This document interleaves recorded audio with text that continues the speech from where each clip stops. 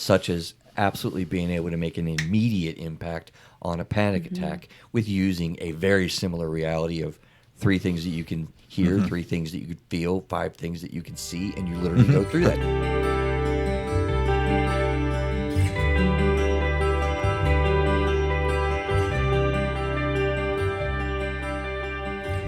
Hello, everybody. Welcome back to Through a Therapist's Eyes. We have taken our little sabbatical, we've taken our break, and we have arrived at episode 200. Kind of a bit of a milestone. I'm feeling really good about it.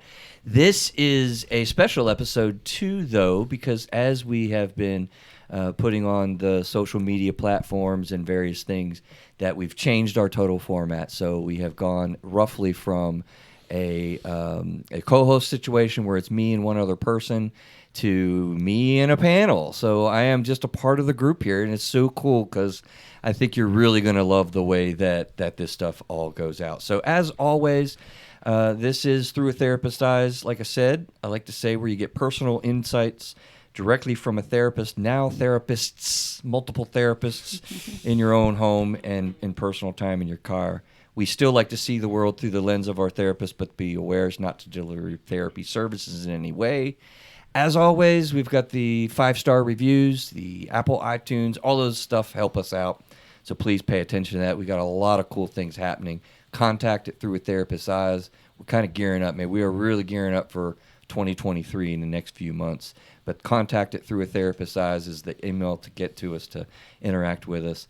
This is still very much going to be the human emotional experience that we do endeavor to figure out together, which is together with you, together with your friends on interactive sites, and together with all of us. So Mr. Neo Man is still with us behind the scenes. He's got the mic. We wanted to kind of talk a little bit about, some of the things that we've got going on. Neo, I'm going to turn it over to you because I found out stuff a little bit ago that I think I don't know about. So what do we got, man? Well, we're ramping up, like you said. The next 3 months are going to be getting more interactive with the community.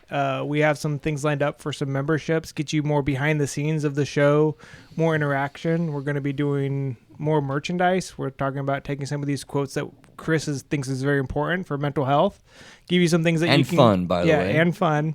It's stuff that you can give to your friends, your family, for yourself. Like I said, the goal is to really grow this community, grow the platform, and really help as many people as possible. So we're going to have a private Discord server.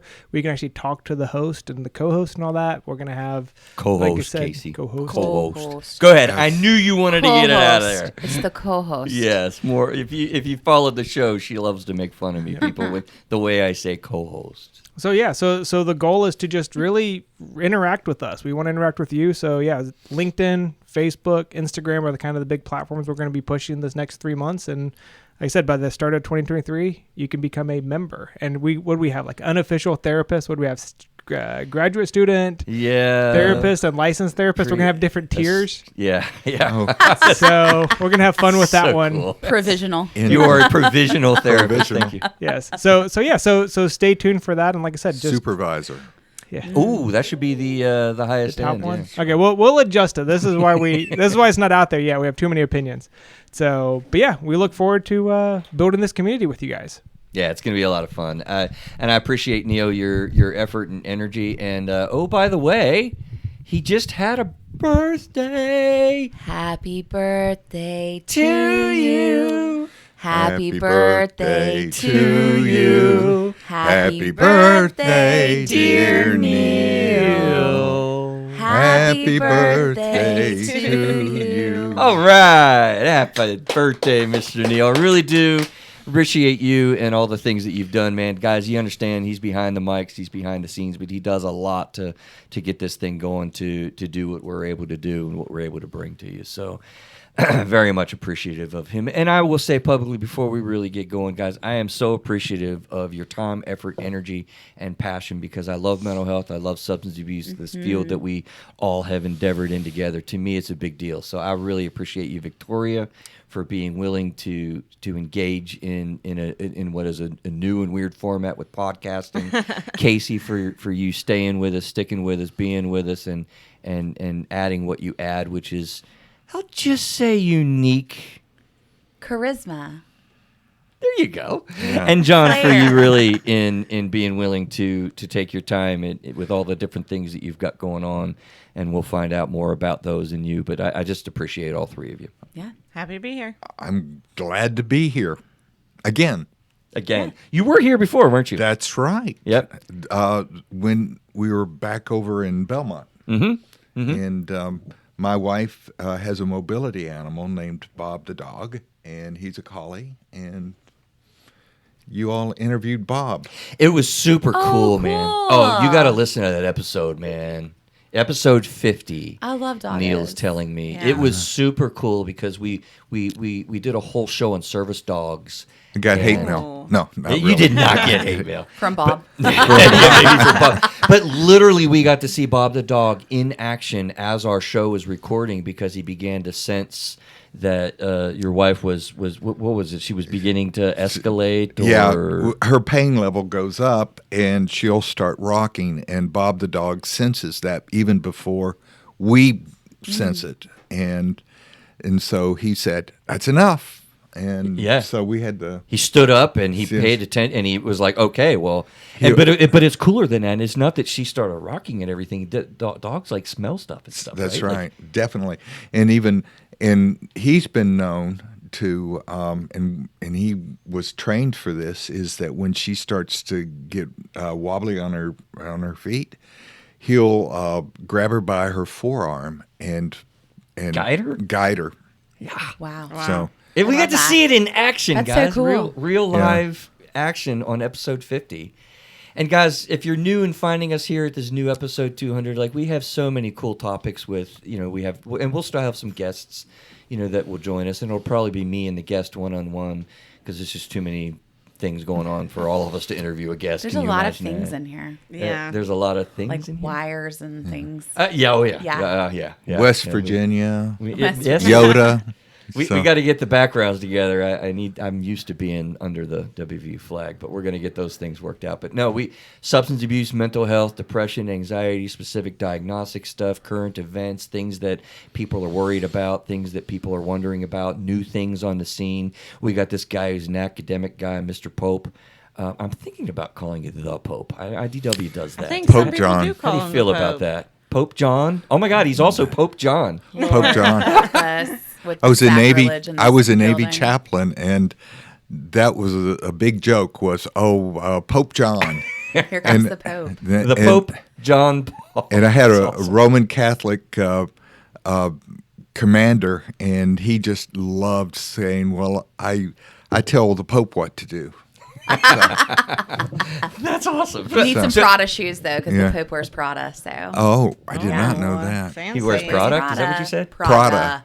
Prada. Yeah, that's The a brand, hand- Chris. handbags, very expensive. It's I a know. very luxury item. It's a handbag. It's a whole thing. You should Mine Google are. it. I wear Google it. Clarks. I don't really do brands. So- I don't know. Although that's not true. I'm wearing War- Piranha pants and Columbia shirt, actually. So getting a little better. Anyway, okay. So what we're going to do today is I have a current news event that we're going to talk about EMDR. So we're going to get to a little bit of clinical stuff today, and I'm really going to be fascinated as this is a super cool example to see like what your clinical minds do with a topic that was in the news. It was actually, John, on the Skeptics Guide to the Universe. Yeah. We share that love Yeah. for that podcast, right? They were skeptical. They were hot. Well, okay, don't let it out of the bag. Oh, You're well. totally right. But it's cool that we can get your all's clinical minds on what this is and how this stuff works, and that's going to be a good example. But first, we got to get you guys introduced a little bit to the Through a Therapist Eyes tribe around the nation. Victoria, now that we're up and going, I won't make you anxious beforehand, but I tell you, girl, you are around the world now here. Yes. Yes. Yes. We have downloads all I think over I'm the okay place. with that. You can handle that? I think so. It's fun. So let me ask you guys just to go around and tell me, what got you into this. Usually guys, by the way, they have show notes, so they have no show notes. This is just genuine, real, and on the spot, which is one of the things I value is genuine interaction, which is what this show is going to give to you. So these are all new to them. So I'm curious, what really got you into this stuff? What really had your heart in the beginning of starting your career, which is a good way to add to. We have a unique and I think very cool spread, right? And what I mean by that is we have Victoria, who is arguably we're able to say starting her career. Yes, very fresh. Yeah, you're in the beginning, and that means just fresh out of academics and learning and all the new Basically, stuff, right? And then we got Kasie, that's in the first half of your career. I think that's fair to say too, right? Mm-hmm. You know, and me in the second half of my career. And John is towards the end of your career. Sunrise, sunset. You go. I was afraid to say like the end of his career because it sounds so horrible. Sunrise. You're the best, John. Oh my God. He is awesome, isn't he? Yes. Yeah. So we have a broad span that I think is going to give unique, as you like to say, Kasie, multi-generational impact, right? Yes. Yeah. You still think you're a millennial? Yeah. I mean, by definition, I am. I mean, I can look it up I'm for on you a right cusp. now. I'm on a cusp. You're on I'm a cusper. The cusper Yeah. of the millennials. If you're wondering what we're doing, we had a show on generational stuff, and I just don't buy that. I think she's totally with us in the millennial or in the Gen X stage, but we're going to let that go. We are not close in age, Chris. John, I'm gonna need your help. At least 10 with years that. my senior. 10 years my age senior. slammings. That's kind of close, sister. I am on the low end or the young end of boomers, and there's boomers that are pushing 80. Oh, wow, now. yeah. Yeah. So That's so true because my age is parents relative, are. right? It's a mindset. I'm in my Parents are getting Exactly. there. I agree with Casey. yeah. So I think what got me into this to start us out is that I really, knew actually I was weird in high school. I knew what I kind of wanted to do. I know, right? Oh, I thought And you said like I was weird in high school, period. Well, I was weird in high school, Okay. period. And Also, I was also weird in that I knew kind of what I wanted to do in just the idea of psychology. Growing Pains and some things like that were some influence. That was a TV show for younger people. And That's right. He wore sweaters. I am aware. he of wore the sweaters. TV He wore sweaters. Yeah. Well, okay, I'll leave it be. So Kirk Cameron. and my substance abuse, I just got lucky, right? Like I kind of taught a DUI class early on in my career, which kind of caught me into some of the substance abuse field. So what got you guys going? I'm curious.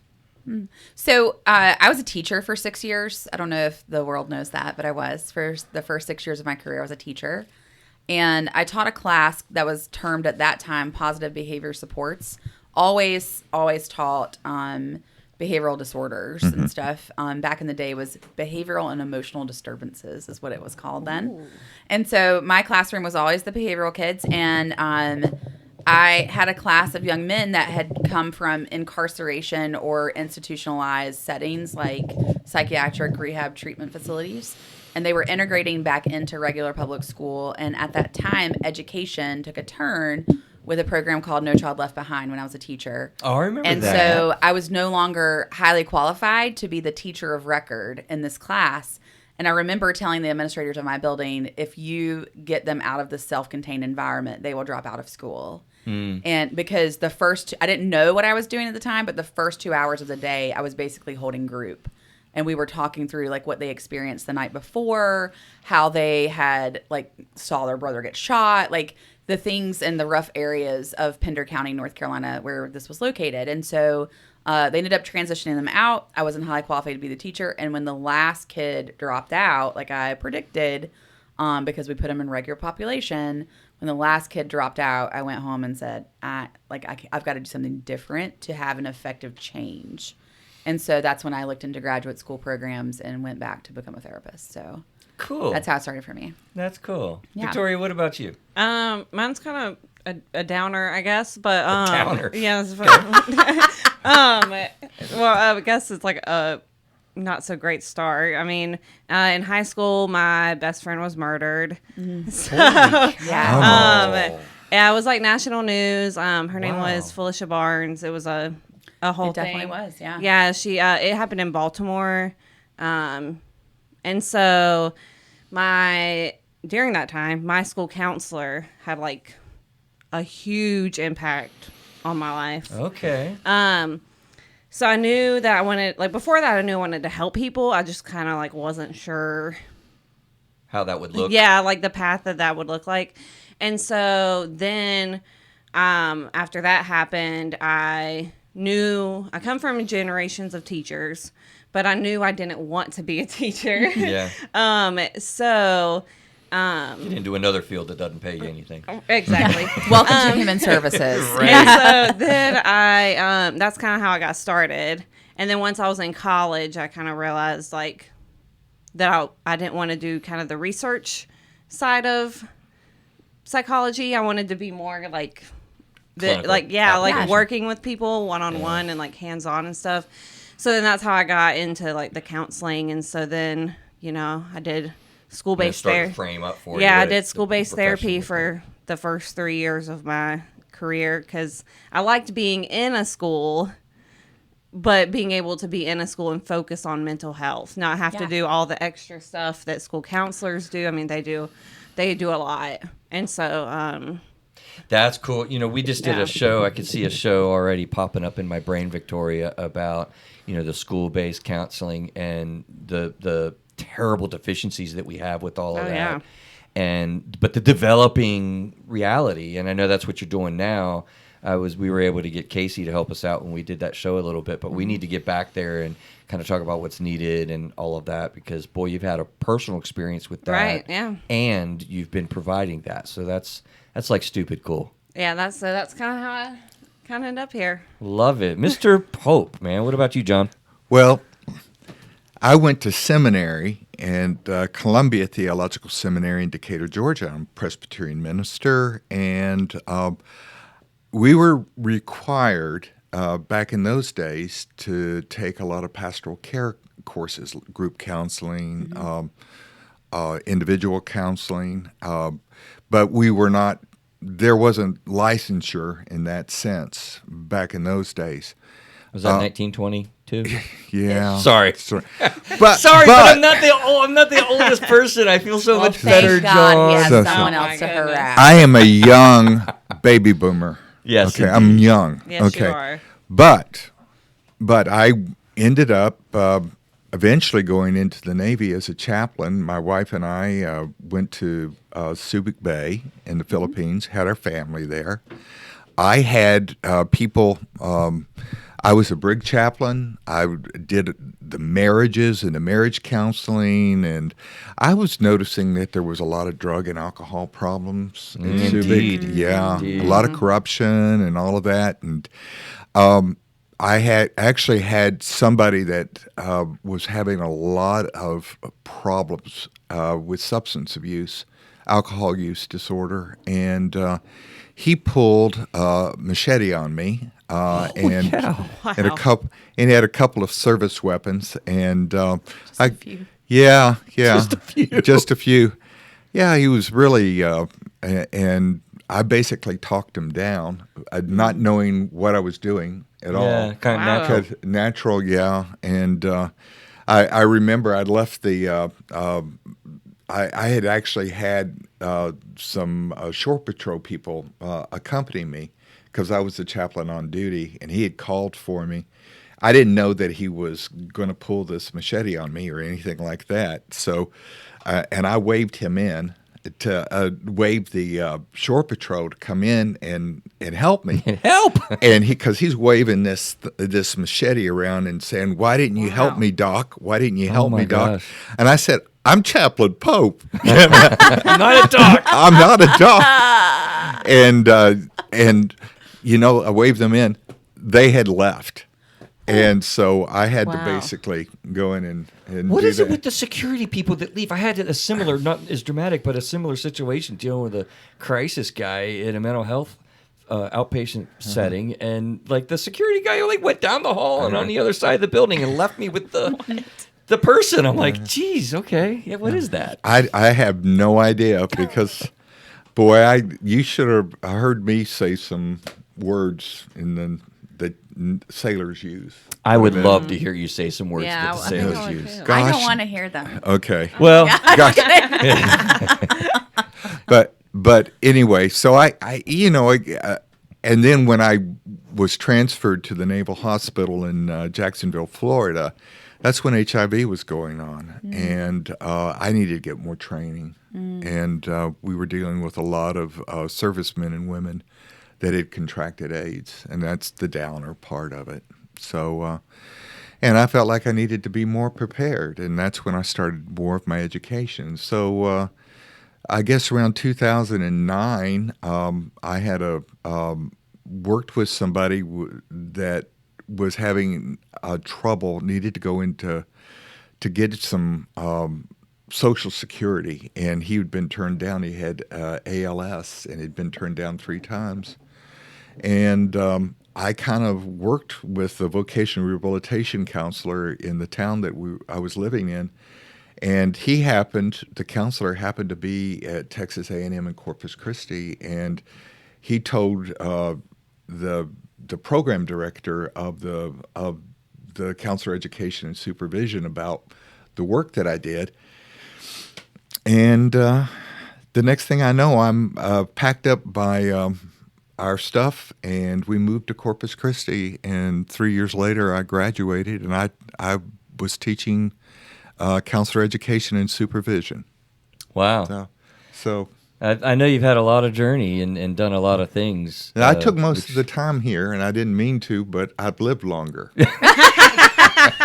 All is forgiven, Pope. yeah, All that's is good. forgiven, Pope John. Indeed. Indeed. Well, okay, so what is your therapy jam and what is your experience? You hit a lot of your experience there. Victoria, I'm curious, like from your angle, Yes. being newer into the career, and I know that as a younger clinician, right, part of what happens with mental health is we deal with so much. I mean, Right. you really almost Exactly. have to have a generalist practice. I think people, they like to say, I specialize in this or I specialize in that. And my thing is like, a perfect example is like substance abuse. Like there are people that refuse to do anything with substance abuse. And I'm sorry, that's going to come into your office, Yeah. You're going to see that. Yeah. And so, but that being said, I'm curious what your jam is, what your experience is, What and my jam is? what your therapy jam. Yeah, I mean, like I mentioned earlier, I've done school-based therapy. This is my 4th year as a clinician.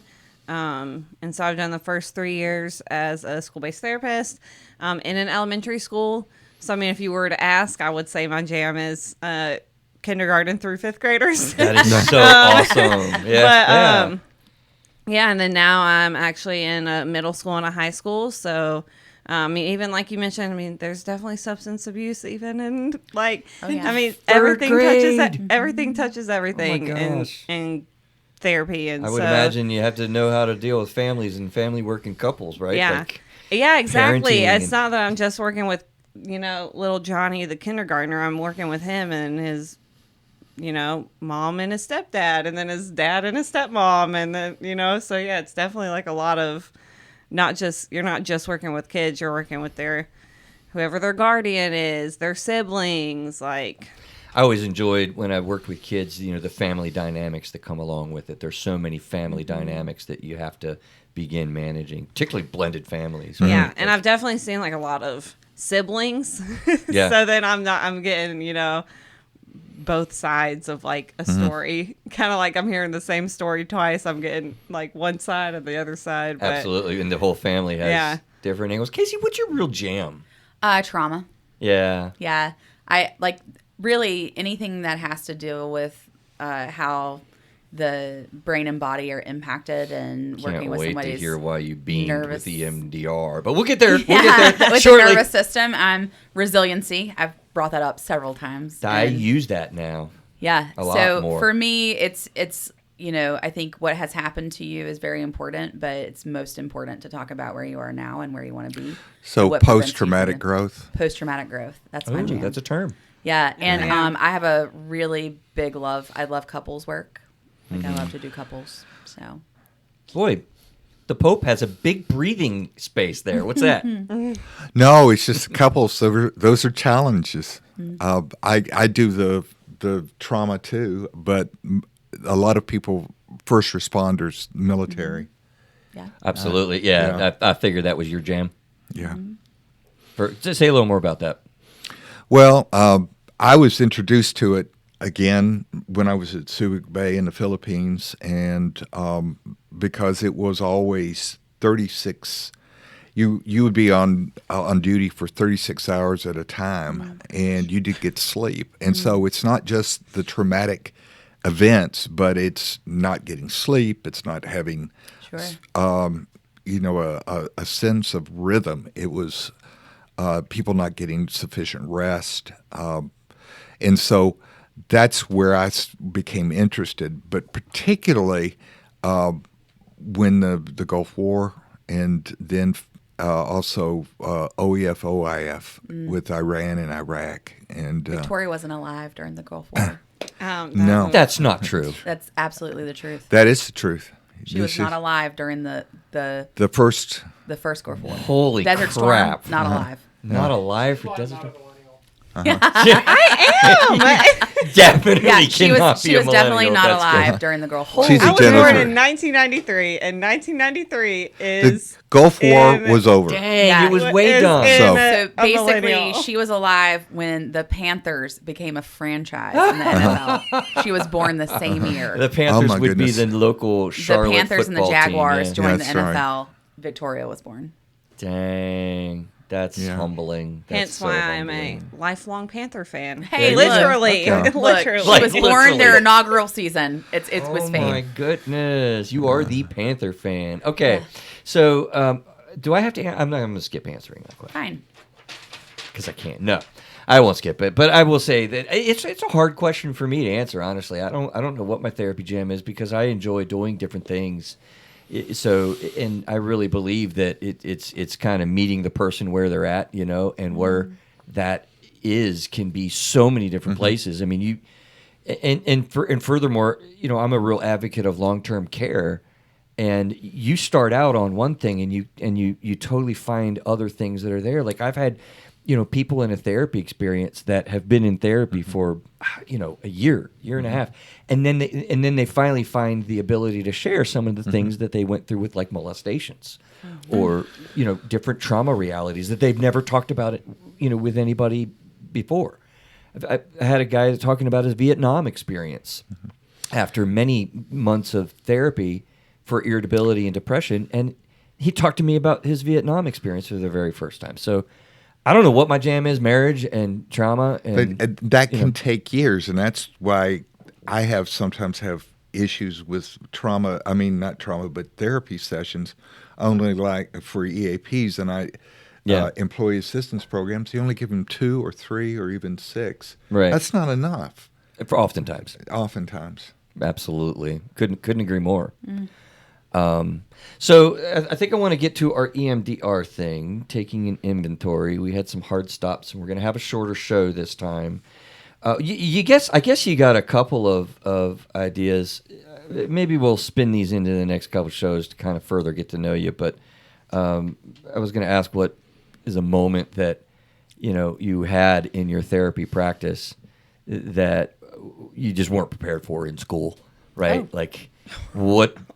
Yeah, like holy cow! You John, you actually I think already gave one, and Victoria, you kind of did one as well. If you guys have another one, or Casey, you do. So I was running an intensive outpatient group at a local hospital. She had a quick answer. And by the way. and so during the middle of the first, so the way it's set up is you do basically like 3 groups, 3 hours, and you're doing that 3 to 4 times weekly, and they come like you have a consistent closed group in those meetings, and had really good rapport with all the participants.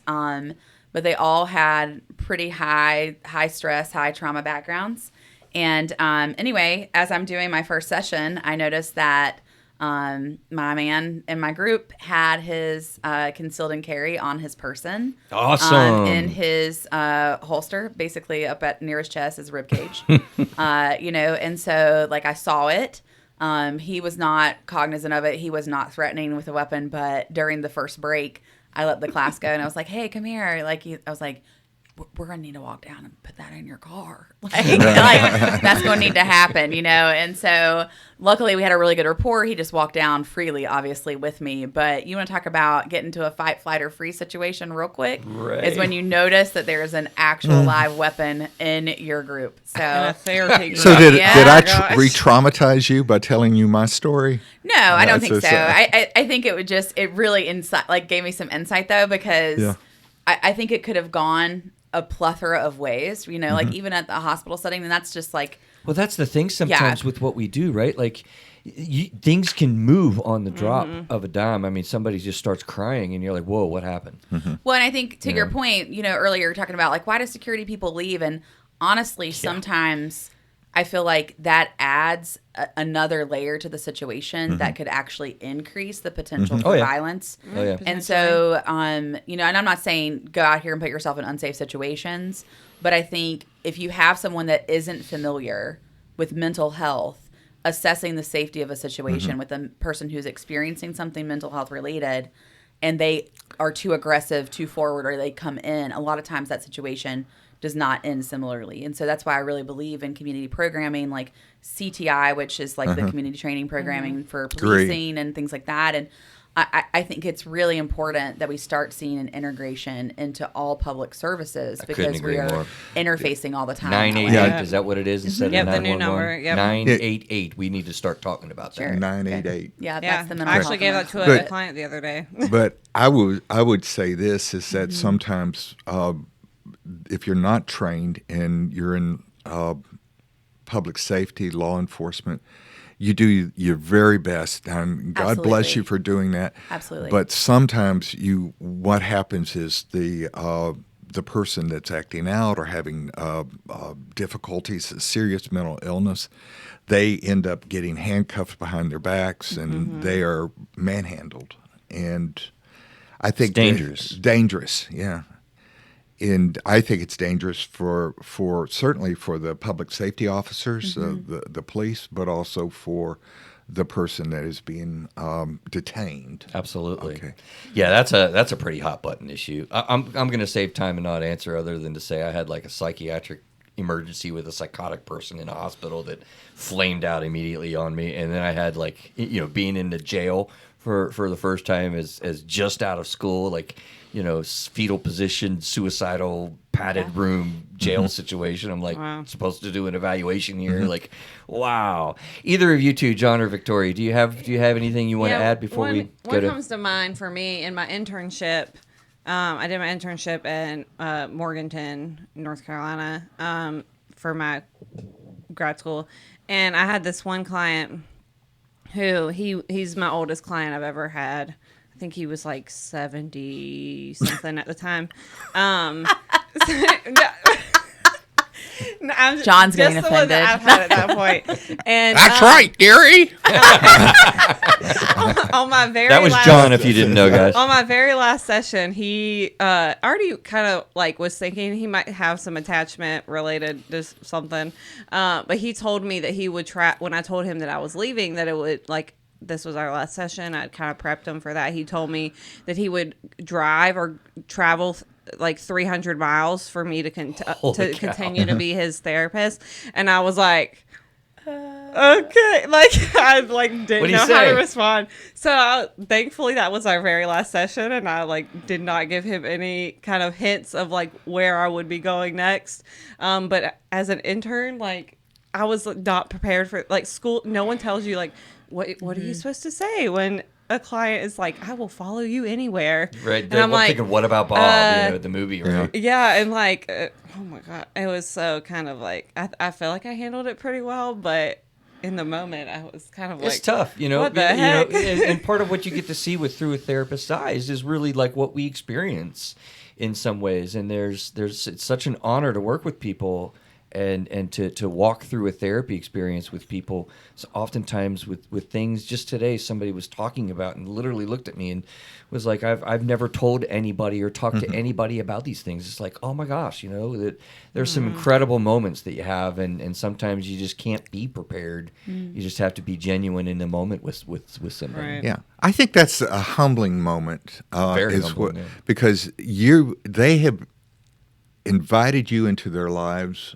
and they have made themselves absolutely vulnerable, and that you would show the core condition of being genuine and authentic, transparent. No, absolutely. Brene Brown would say that vulnerability is the most courageous behavior a person can display, and I would agree with that. That vulnerability, like literally giving of yourself, about yourself to another person, a stranger, even if it's the first time meeting someone, and letting them in to like the deepest and sincerest parts of your life, the scariest parts, that is a tough venture to go through. Yeah, I think about like someone like that. I mean, think of all the other people they interact with in their life, and they choose you to be the one to like open up to. It's humbling. incredibly humbling. Yeah. Such an honor.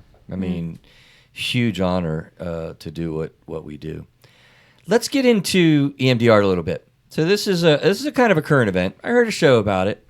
Kasie, I was going to throw it over to you. You like beamed when EMDR came up. Now, for those of you that don't know, EMDR is, what does EMDR stand for? Eye movement desensitization. I was going to try. Sorry. To get What she it. said. Yeah, what she said. Yeah, there's a. That's what she said. There's a. We won't go there. There's a whole theory, a modality of operating in therapy. You may have heard it. It's very, very popular now. It's going around a lot.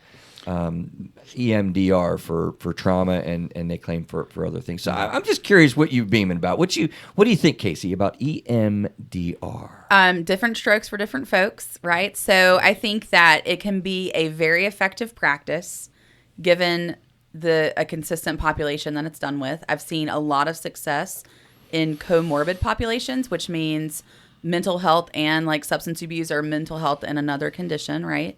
I have seen it be very successful with that when there's an underlying current of trauma. As far as a trauma-based practice only, it is not my favorite, to be honest. Yeah. Okay. Yeah. Well, John, I want to pull you off because I know you got a lot here. And Victoria, have you ever heard of EMDR as far as Yeah, I as mean, that goes? I've personally never conducted an EMDR session. Yeah. But obviously they teach us about it in school, so Yeah. I kind of have the gist of what it does. And I've seen it on like an episode of Grey's Anatomy. Cool. They did EMDR. Oh, really? Yeah, but We are getting ingrained into our culture. I think it's super cool. So it's on a popular TV show that they're actually doing an EMDR session. That's pretty cool. I think that it's such an interesting topic because Kasie, I wonder a lot about neurology and how the brain works and whatnot. And I saw how you lit up with that, and that's been my experience at the start or in theory about it. And I went to a conference about it, and I was, to use a word, John, skeptical at best at the end of that training. I was skeptical at best to repeat that. And what I mean is, it seems really, really cool, but there were some real problems that I had in my mind about how this works and what I was seeing in this training. And this was about halfway through my career to where I'm at now too. So it's been a little while ago. John, I know you're chomping at the bit, and we heard the same show, Yes. right? So I want to bring you into this and ask you, because there's a lot of controversy, I think, about this. But again, Kasie, I wonder if we've been duped. Okay. So if you can, I don't think so. If you can ask this, if I could have asked, He's setting me up to be the bad guy, and I'm not. No, right? I think. Go ahead. Shapiro, she's the one. She was walking through a park one day, and her mind was distracted, and she was having some issues. And what happened? I thought she was watching a tennis match. She was watching a tennis match, I thought. Yeah. No, there was another That's what I one where. thought. Okay, go ahead. So, No, that's okay. No, go ahead. So- No, I was just listening. So she was distracted, and so she figured out that a lot of her issues that she had in that particular area was in a sense she was relieved, and so she was able, and she did some studying about this, and she connected it with some movements of the eyes, and that was the key of that. And so there's variety of how that's accomplished, isn't it? By tapping or by bilateral movement. using bilateral the right movement. hemisphere of the brain and the left hemisphere in various patterns. Yes. So, so my skepticism is. Well, let me ask. I wanted to try. I fumbled my question. If I could ask you before you heard their show, right? What would you previously have thought about EMDR a year ago or I was however long skeptical. ago? So you were skeptical. I've been skeptical since around 2007, 2008. Interesting. Okay. Yeah, Okay. and so because even then it was starting to be used with veterans and people coming. Oh, and back. you've always been tapped into that particular. And so right, but it's being used by VA now. Yeah. And I think there's I think it's evidence based. Is there sufficient empirical studies on that? So Right. it's not just a qualitative, but a quantitative. Yeah, I wholeheartedly believe in bilateral movement being a supplement or a supplant to therapy, to talk therapy, to be able to assist someone shifting their brain from the downstairs survival place of the brain into the frontal lobe. I think that's Yeah. that's 100% accurate. 100% Go from the important. limbic system. Yep. From the limbic system of the brain, where it literally attaches to your nervous system, up to the frontal lobe. Because what happens when we get dysregulated or when we get kind of distracted and things like that is that our body and brain remember exactly what we went through in a scenario. And so something that's really benign or simple can set us off in a trajectory that is harmful to ourselves, other people, can make us re-experience things when we're like, what in the heck is actually happening? It can be positive or negative. Like when I walk through Belk and I smell Estee by Estee Lauder, I'm immediately reminded of my grandmother and memories I have with my grandmother. It's a very positive experience for me. The same thing can happen at any point in time with maybe smelling blueberry muffins, and it reminds me of the person that abused me.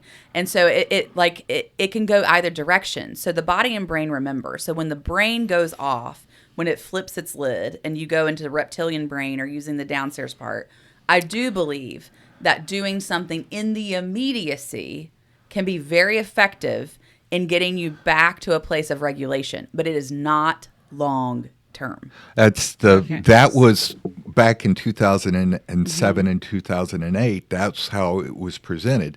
That this is a panacea. This will take care of it immediately. Generally, when you come across a panacea, have an alarm. Right. Right. And that was my initial skepticism about that. Actually, I've had EMDR done to me because I have some PTSD that I live with. I would say that if there was a relief for that, it was very temporary, but there was a sense that I could process it later on. I think you have to have some sort of other type of therapy that will have it stored in long-term memory. Because that's a part of the problem with Exactly, and that's the key in my mind. I think that there's absolutely some efficacy here with EMDR. I did a special operations military personnel that I was working with, and it was super cool. And I just did a mock EMDR for the immediate benefit, looking at a spot in this side of the room and then a spot in this side of the room, and he went back and forth. I mean, he went back and forth maybe 15 times, and he looked and he stopped and he looked like, what was that? And I was like, I don't know. What was that? Pretty cool, huh? And he's like, yeah. So I think what we're dealing with is we're dealing with neurology. We're dealing with brain synapses and what happens with trauma and the connections that we can make. We can disconnect them in the immediacy. However, I think you landed on, John, the key is, and the research backs this up, that you have to combine that with the talk therapies. Because when you have EMDR tested empirically or with double-blinded studies and what all you freaking research people do that I love, find that there's no effect, that there's no benefit. Well, you have to, and I think that's why we're Homo sapiens, because we are able to process what is our experiences, and if we can do that, to get meaning for what happened. I do want to back up because I would disagree that there's no benefit. I think there's no long-term empirical outcome that it helps with long-term based relief from traumatic symptoms. I do believe that there is some benefit in the immediacy to the person receiving that therapy who has tried everything, that I has agree. treatment-resistant depression, who has been to every doctor known to man, been on every SSRI. There has been benefit for them to at least have those moments of temporary relief where they are able to like breathe regularly for a little bit of time. I think Interesting. you have to introduce other skills that are going to be longer term effective. But I do think that there is some positive outcomes of EMDR for that temporary relief moment. And so I don't want to discount it in the fact that it's not good practice. It is resiliency based. It helps you shift the focus of the brain in the immediacy. There are really good skills that can come from it. But as the sole purpose of long-term trauma-based therapy, not effective. But yeah, I but think in we're the immediacy really is kind of good. landing in the same space. Yeah. I did pull off an article that was cool that gave some skepticism, I guess, if you'd use the word, John. So they said, so basically, so does EMDR really work? And the short answer is yes, ... right? Yeah. Kind of, right? And they said, but there was a catch. This is a quote from the article. The psychologist who had experienced with the cognitive behavioral treatment prolonged exposure recognized many of the components of the new therapy. The only difference they saw was the addition of the eye movement feature, EMDR's defining characteristic. So following the flood of positive research, another wave of EMDR studies was published. But this time, and John, this is kind of goes, I think, to what you were talking about, but this time the studies were dismantling analysis, experiments that studied which parts of the treatment were most effective. So despite the fact that EMDR had been found to be very effective treatment for PTSD, when the eye movement portion was omitted from the treatment, the outcomes were exactly the same. Right. And that's like, yeah, a big deal. So further on, and I think we're all going to agree with this component totally, like the more troubling yet, later in this article it says in recent years, therapists have claimed that EMDR effectively treats everything from major depression to schizophrenia, which... Well, I'm doing a quote, so I can't add my own ad lib, which I already am right now. But Sure. Back to the quote. These claims are not all supported by the research. The only treatment in which EMDR has been proven to be more effective than traditional talk therapy is, in fact, PTSD. So any other claim made by EMDR practitioners is not grounded in any research or any cognizant psychological sense for that matter, is what they said. What I think is, sorry, John. I was going to say that I use cognitive processing therapy. Yes, which me too.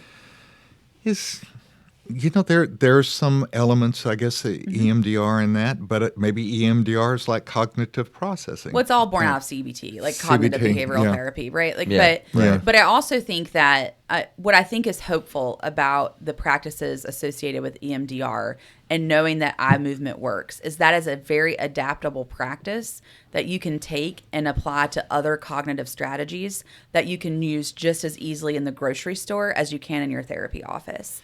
By working with your own biology of your body, you can regulate yourself. And I think that's an important feature. In a new way, Casey. Yeah. In a that's new good. way Yeah. that deals with neurology. Yeah, it's true. And so what I am hopeful about the practice is that if anybody is listening and they're currently in EMDR and whatever, what I want you to know is that this is a great gateway in you being able to understand your body and brain and how that works. Right. And how that Right. bilateral movement and doing something rational can pull you from an emotional space in any environment just by using some type of rational skill. So eye movement works because it requires one of your 5 senses to perform a rational skill. That if you did the same kind of practice, like taking an arbitrary number, for example, like 234, and then start subtracting by 7 as a rational skill, it will have the same impact on your nervous system. And you can use that outside the therapy office, in the real world, in the context of a situation that's distressing. You would do that with being able to if you're having agoraphobia or Absolutely. or like a lot of my PTSD clients, they can't go to Walmart. Right. And when it's crowded, that sort of thing, because they're always looking for that bag in the middle of the road, or they'll swerve, or they'll have some sort of issues. And perhaps that would be very helpful with Yeah. the But again, I distraction. think that what we're doing with this is beginning to refine and understand, like you said, Kasie, and spoke eloquently about like our bodies and the way that our bodies operate, such as absolutely being able to make an immediate impact on a panic attack with using a very similar reality of 3 things that you can hear, 3 things that you can feel, 5 things that you can see, and you literally go through that. And what it we just do. Yeah. it kills a panic attack immediately. Yeah. It's cool, So- cool neurology based Right. new stuff. Because what we recognize is that what's happening to the nervous system, right? And please cut me off. I don't need to be because I could go all night. But Yeah, we're gonna cut But- you off in 37 seconds. okay, so what happens to the nervous system is that what it is receiving is 34. is input from your senses, right? It's accepting sensations that are happening to your body. So something you're smelling, something you're seeing, Right. something you're hearing, you're experiencing those sensations. The counterbalance to that is to do something with one of your sensations to perform a rational task to retake control, because what happens is your nervous system gets hijacked. And Right. to counter that, you reintroduce a different sensation. So either using your visual acuity, your hearing ability, tactile, it can be anything of the other, even a mindful tasting exercise. By doing that, you are transferring the brain from being focused in that emotional center. You drain the emotion from the nervous system, and then you re-engage the frontal lobe, because the brain has no choice but to then pay attention to what you're now focusing on. When you do that with intentionality, you reset the nervous system and you become resilient in that space. And the more often you're resilient, the brain builds more pathways around being successful in that environment. But Ellis also did that with REBT, and the story for Ellis was he was trying to ask girls out for dates back in the early 40s, Sure.